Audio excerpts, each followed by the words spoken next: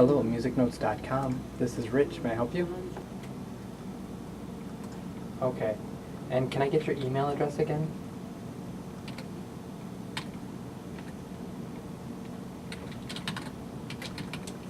When Rich was 16, he was in a very bad car Okay. accident.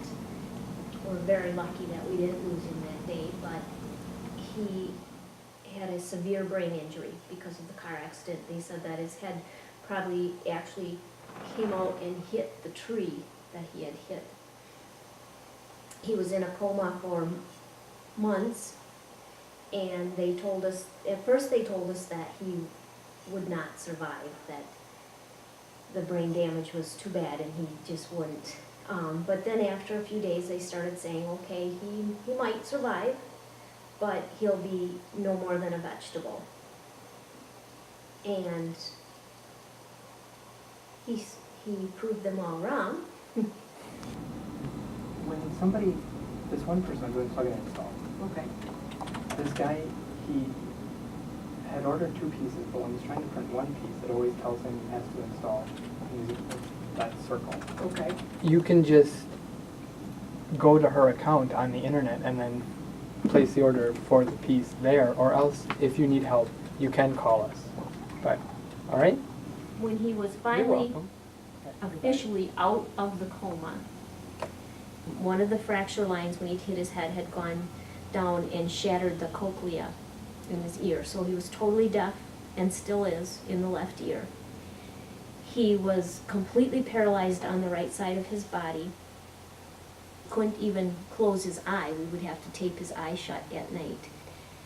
He couldn't eat. He didn't remember how to swallow, how to get a spoon up to his mouth.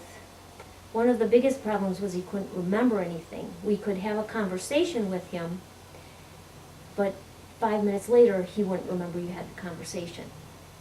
It was a huge, huge, hard, difficult process to learn to talk again. Years of therapy to do that.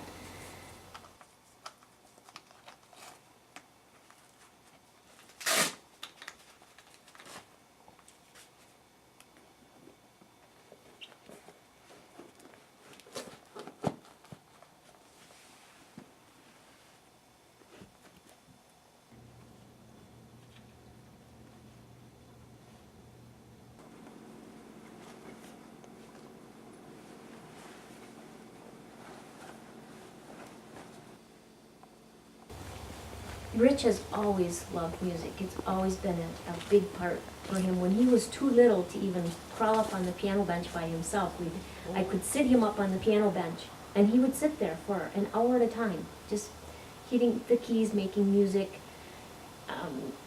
And when he was 4 years old, we started getting him formal piano lessons. Music has always been a very, very important part of his life. Gradually, as he started to come out of the coma, one of the issues was he couldn't sleep. And then we found that we could bring music in, and that would calm him down, that he could relax with that. And then later, he had this wonderful occupational therapist in the hospital, and she brought in her own keyboard, and he right away just looked at that and knew what he was supposed to do with that. More than anything else, as he was coming out, that was something he instantly knew what he was supposed to do with that. And he got his hand up, and he couldn't really play a song because he was shaking so bad that it wouldn't. But that was the first time he understood what he was doing, what he was trying to do. And he was in the hospital for 3 months, and when he came home, he was in a wheelchair, the entire right side of his body paralyzed, but he was just determined he was going to play the piano again. So he would wheel himself up in the wheelchair up to the piano, and then he would pick his right hand up and put it on the piano. He was just determined that he was going to play the piano again. And he does. He does beautifully. He writes his own music now. He just, it's just a gift. And he's still today, he just never stops trying.